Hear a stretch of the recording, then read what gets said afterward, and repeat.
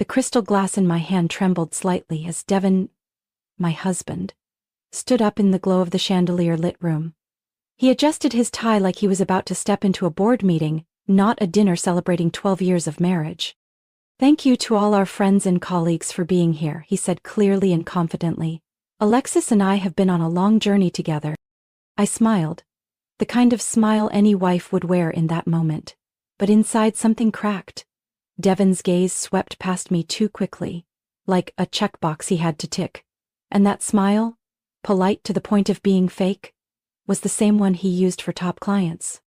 I glanced around the dinner table at Belladonna, Chicago's most luxurious restaurant, where one meal could equal a senior assistant's monthly salary. Devon's friends and business partners, all key figures in expanding his logistics empire across the Midwest, were present. And 4 seats away sat Haley Monroe, his company's new marketing director, dressed in a striking red dress. Too young, too confident, too familiar with Devon's eyes. I had caught them exchanging glances at least 3 times that evening. Maybe no one else noticed, but I did. I had lived long enough to recognize when a man was hiding something. "We've shared many memories together," Devon continued, raising his glass. "But tonight, I want to share something special." Haley subtly leaned forward. Under the table she rummaged through her purse. My throat tightened. Devon took a breath. "I know this may come as a surprise, but—" "Actually, let me say it," Haley cut in, standing tall, her voice clear and steady like she was on a TED Talk stage. The clinking of cutlery came to an abrupt stop. "Devon and I are getting married," she announced, holding up a dazzling ring as if declaring victory before a crowd. The table went silent. A guest across from us dropped their spoon. Devon didn't speak, he just stood there, chin raised, eyes strained to appear composed but clearly tense. I set my glass down gently, making no sound. Every pair of eyes in the room was glued to me, waiting for a reaction. Tears? A slap? Screaming? Haley kept smiling, radiant like she'd just won a beauty pageant. "Hebes deserves real happiness," she said. "And I'm lucky to be the one to give him that." I didn't cry. I sat tall and locked eyes with Devon. And I smiled. Not coldly, not with the polite charm I used for years at client dinners, but the kind of smile that made Devon visibly nervous for the rest of the night. He fidgeted. Haley glanced at me, briefly thrown off. They thought they'd humiliated me, defeated me in front of everyone. But what they didn't know was, tonight was the night I made my first move. After Haley's big announcement, the air in the room felt vacuumed out. Yet I simply sat, lips curved slightly, eyes on Devon.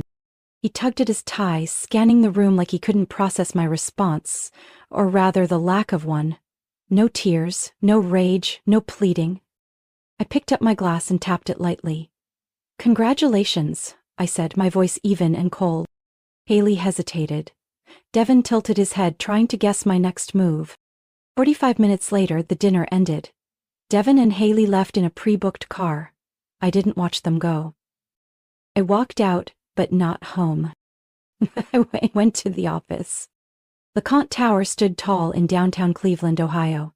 The 44th floor home to Ashford Logistics official headquarters was still lit, but Devon didn't know that the 44th floor, unlisted on the elevator directory, was where the real operations took place. My fingerprint activated the security reader. The doors opened, silent and precise, like always. Only 2 people knew I existed up here. Reuben, our family lawyer since my father's days, and Nina, my private assistant since I graduated from Columbia's MBA program. My father, Richard Belmont, was no fool. When he died suddenly when I was 24, he didn't leave me a polished company. He left me control over a network of private equity funds, including majority ownership in Ashford Logistics. I remember what he told me during our final meeting in New York. "No one takes a young woman seriously, not even if she carries the Belmont name. So don't fight for attention. Let them underestimate you. Then use it to take them places they never saw coming." I followed his advice.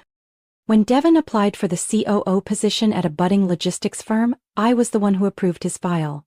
Through a shell company, I provided the main capital, Through a web of funds, I nominated him as CEO 3 years later. Devin never questioned it, too busy flaunting his so-called business acumen to wonder why doors opened so easily for him.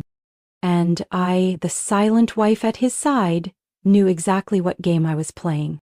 I sat in the leather chair of my unmarked office. On the wall hung a charcoal abstract painting with a hidden wall safe beneath it. I opened it. Inside was the original transfer deed of Ashford Logistics, stamped with the red seal of its parent company, Belmont Capital Holdings, naming the sole owner as Alexis Belmont Pierce. Not Devin, not the board of directors. I photographed every document, then sent them to Ruben with a short message. Activate Phase 2, see you at Monday's board meeting. The computer screen lit up as I opened the presentation file Devin had prepared for the upcoming restructuring announcement. He planned to fire dozens of longtime employees who had been with my father from the beginning. I rewrote the entire thing. By tomorrow morning, the updated version would be in the hands of every shareholder, with the speaker's name changed in the first line. Interim CEO, Alexis Belmont Pierce. I closed the laptop. In the mirror across from me, I saw a different reflection. Not the silent wife standing behind a man, but the woman he never truly understood. Tonight, Devin thought he had humiliated me in front of the entire city. But he didn't know. I was never behind him. I chose to remain in the shadows. Until the light belonged to me. The next morning, at exactly 7:30, I stepped into the office on the 44th floor with a feeling that wasn't fear, but absolute focus. Protocol Artemis had always been theoretical. A contingency plan created 12 years ago during long nights with my father, as he said. If you truly hold the reins, you must be prepared for the day someone closest to you betrays you. I never thought that person would be Devin, but that's exactly why the plan had always been ready. The system lockdown required 3 levels of authentication: fingerprint, facial recognition, and a one-time passcode stored offline on a USB one I had worn around my neck for years. After the final scan, I typed 3 lines of code. A message popped up on the screen. Access to all administrative dashboards under CEO authority only. At that moment, Nina walked in, holding a tablet showing real-time updates. Devin just tried logging in from a device at the Westlake office. Access denied. I gave a slight nod. No words needed. Phase 1 was complete. Phase 2, bringing evidence into the light. Since last year, I had suspected financial irregularities in 2 federal transport projects managed by Haley. I warned Devin, but he brushed it off. Now I understood. It wasn't negligence, he was in on it. I opened the dossier Nina had compiled over the past 3 months. More than 90 emails detailing money laundering through fake contracts. 6 audio recordings of Haley negotiating kickbacks. And most critically, 3 digital documents bearing Devin's signature. I printed the hard copies, sealed them in a red confidential folder, and called Ruben. You'll deliver this to every board member within 2 hours, in person, no email. Understood, he replied, asking no questions. By 10 a.m., Devin had called 8 times. I answered none. He left a voicemail. Alexis, last night was a misunderstanding. You're blowing this up. Stop before it goes too far. Then a message from Haley followed. You think you're winning, but I'm not the kind of woman you can just push aside. Don't forget, you were just the wife. I'm the future. I didn't respond. I forwarded both messages to Ruben, adding, file these as supporting material, may be useful if they file a complaint. That afternoon, I walked into the emergency board meeting, where Devin believed he'd be unveiling his plan to expand into the Asian market. He entered the boardroom with his usual confidence but froze when he saw me at the head of the table, red folders already laid out in front of every chair. Alexis? Devin frowned. What are you doing here? The CFO turned to him, tone flat. Mrs. Pierce called this meeting. As per primary executive ownership terms, she has the right. Devin stammered, then looked at me with a forced smile. What is this? You planning a coup?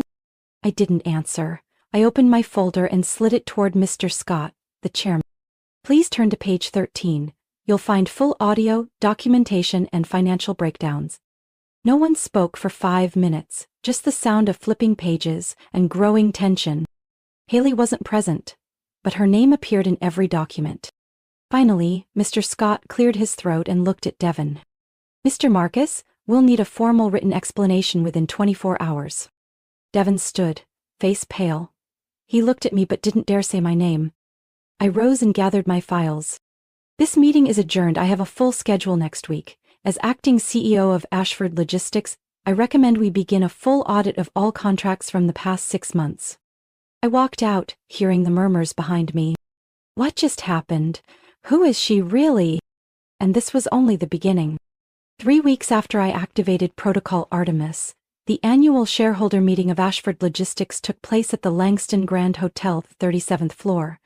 The same venue where Devon's portrait once hung, labeled founder and acclaimed young CEO. Today, that portrait was gone.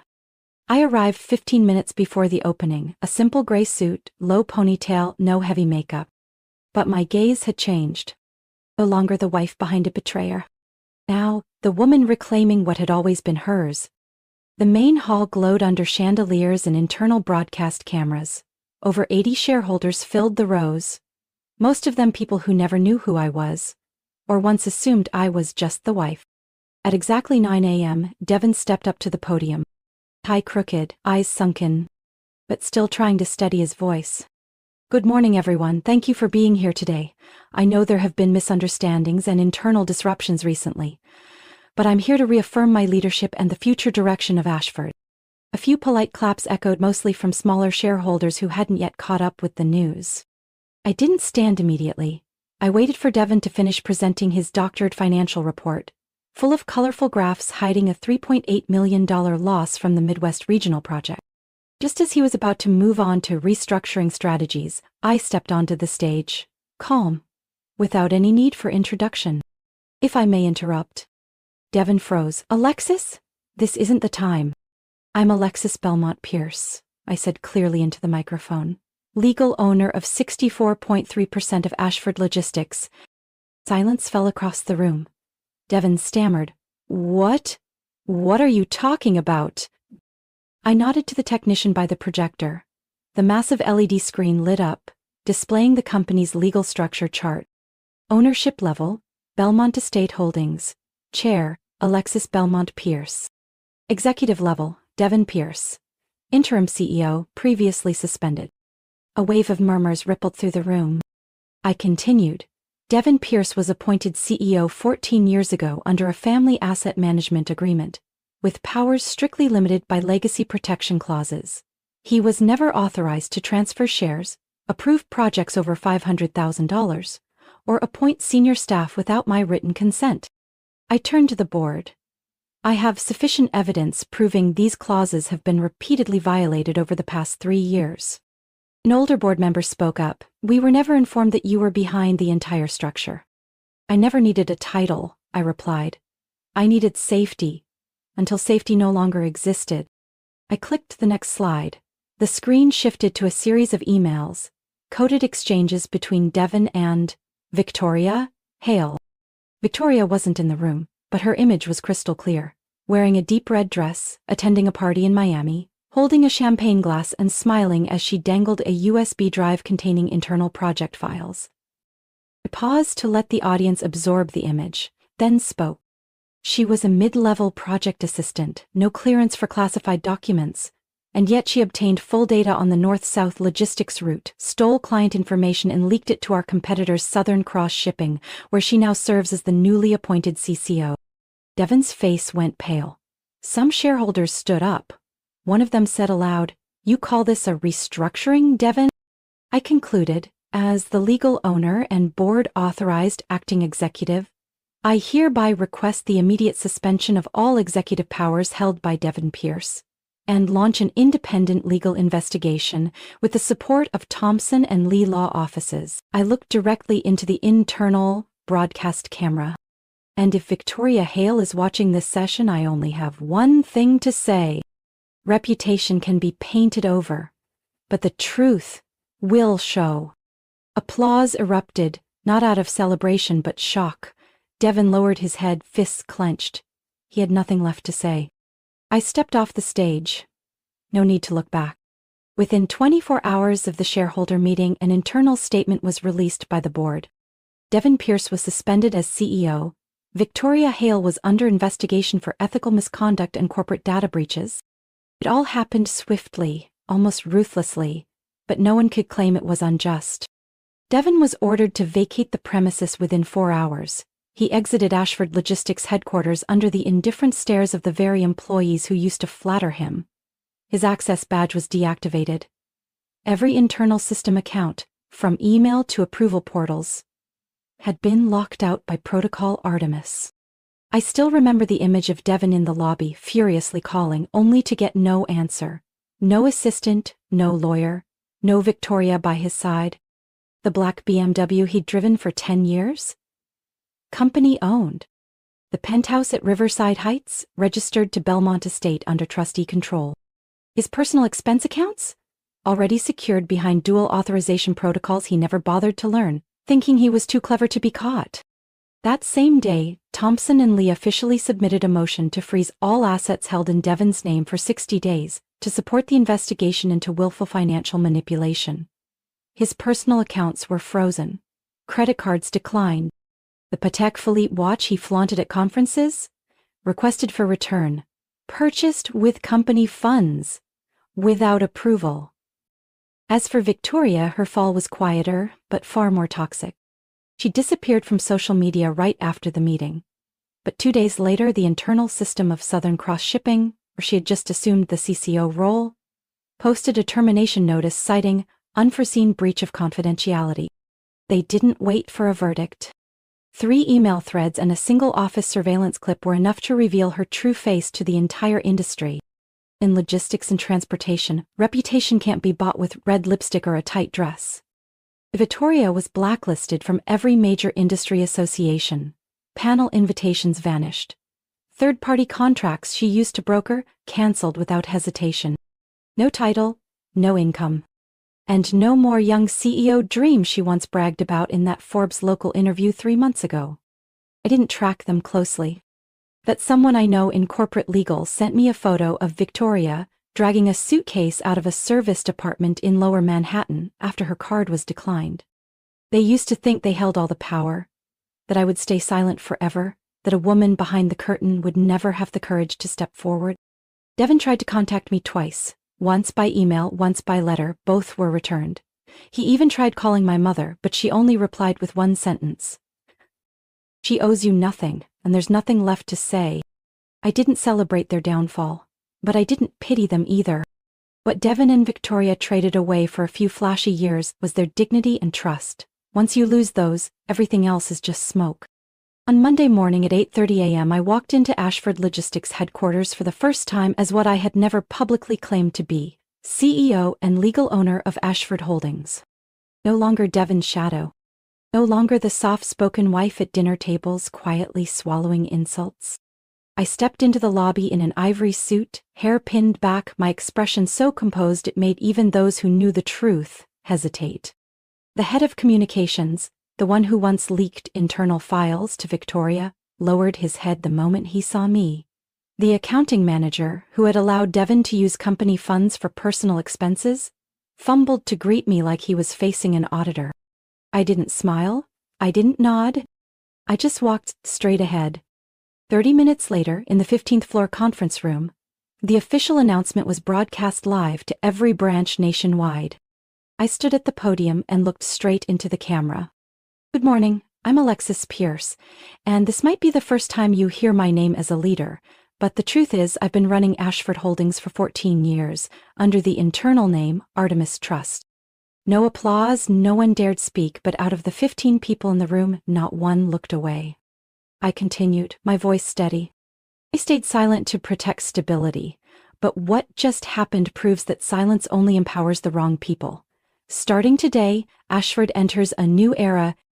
I pressed the remote control. The screen behind me lit up with a new logo, a fusion of the Artemis Trust symbol and Winston Global. I officially announce Ashford Holdings is merging with Winston Global, once the fiercest rival of Devin Pierce. A wave of murmurs spread across the rows. I knew why. Devin had blocked every past attempt at collaboration with Winston Global. But that was history.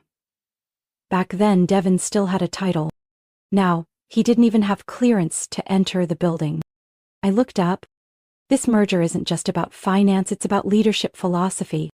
We choose transparency, we choose efficiency over favoritism, and we choose talent over connections. That last line silenced a few faces below. They knew exactly what that meant. 2 hours later, I signed 3 senior-level personnel orders. 2 employees were suspended pending investigation for dishonesty. 1 was terminated for manipulating financial reports to curry favor with Devon. No early notice, no HR meetings. No thank you for your service script. I sent a single message across the entire system. The Devon and Victoria era is over. That same afternoon, I held a closed-door meeting with the Winston Global team at the Hilton, joined by our financial partner flying in from London. The purpose? Finalize a $200 million investment to restructure our sustainable supply chain for the coming year. The irony? This was the exact proposal I had submitted to Devon 2 years ago, the one he tossed in the trash with the comment, "Women don't understand logistics." Today, I signed that deal. In my own name. Me, the woman once dismissed as decor beside the CEO, was now the highest-ranking executive of one of the largest logistics firms on the Eastern Seaboard. As I left the meeting room, a young female employee from Winston approached me, hesitantly. "Alexis, I read your file. I just want to say thank you for no longer staying silent." I gave her a small nod, and this time, I smiled, not out of victory, but because I knew I wasn't just standing up for myself. I had opened the door for many others who were once dismissed, who were once called the support. And I wasn't stopping here. A month after the merger announcement, I returned to the old building on Fairmont Street, once my father George Pierce's private office. The third-floor room still kept its classic architecture: wood-paneled ceilings, black-framed glass windows, and leather-bound bookshelves straight out of 1960s America. Everything inside remained untouched, as if no one had dared disturb it for 15 years. No tech screens, no smartboards. But there was one thing I remembered clearly: the left drawer of his desk. I pulled it open, and there it was. The old wooden box wrapped in velvet blue, lying still, as if it had been waiting. I took out the silver signet ring engraved with the original Asher crest, a keepsake passed down from my grandfather. Beneath it lay a steel Rolex, not extravagantly priced, but the last gift my father gave me before he died, in an accident I still believe wasn't entirely coincidental. I slipped the ring onto my right hand, watching the light catch the dulled stone. A flood of old memories rushed back. Days when I sat on my father's lap, as he explained how a single contract could shape the destiny of an entire company. That afternoon, I held a private press briefing in that very room. No flashy logos, no elaborate decor. Just me, standing in front of the camera. I once hid my true identity to protect the legacy my father left behind, but from today on I no longer have to hide. I raised my hand, the silver ring catching the golden light of dusk, and said clearly, "As the rightful heir, I hereby restore the Ashford Legacy Office, the original headquarters founded by George Pierce in 1972. Industry veterans, once rivals, bowed in recognition. Global financial media began calling me the silent daughter who reclaimed a dynasty. But I knew reclaiming a legacy wasn't enough. I couldn't repeat the past. I had to build something for the future." A few weeks later, I restructured the Ashford Foundation, which had merely been a scholarship fund under Devon, into a powerful platform focused on developing and supporting young women in business leadership and finance. The first initiative was called the Athena Program, a leadership training series designed specifically for girls from minority communities across the Midwest. I personally selected the first 30 participants, no GPA, no recommendation letters required, just a self-recorded video explaining why they believed they were worth investing in. One clip stopped me cold. A young brown-skinned girl, voice trembling, stood in a worn-out garage in Ohio and said, "I just want one chance to prove that women weren't born to be background characters." I called her that same night. At the program's launch, I invited her to speak beside me, a message to an industry still riddled with bias. Women don't wait to be chosen, they build the road so others don't have to wait. In the press, I became the new model, a CEO who rebuilt a legacy and forged a future with quiet strength. People asked if I planned to remarry. I just smiled and said, I've just married myself again, and that relationship deserves priority. Soon after, I was invited to be the keynote speaker at the Women in Capital Leadership Conference in New York. Just before I stepped onto the stage, an organizer asked how I'd like to be introduced. I paused for a few seconds, then answered softly, "Call me Alexis Pierce, the girl once erased from the canvas, now the one holding the brush, to paint the entire scene anew." Alexis Pierce's journey is a powerful reminder that silence does not equal weakness. Betrayed, dismissed, and pushed out of the empire bearing her own family's name, she didn't seek noisy revenge. Instead, she quietly gathered the truth and prepared each step to reclaim her rightful place. In real life, those underestimated are often the ones holding the key to real change. And when they rise, they don't just demand justice, they redefine what power and resilience truly mean. What are your thoughts on Alexis's journey and the fate of those who betrayed her? Share your perspective below. And don't forget to follow the channel for more powerful, emotional family stories ahead.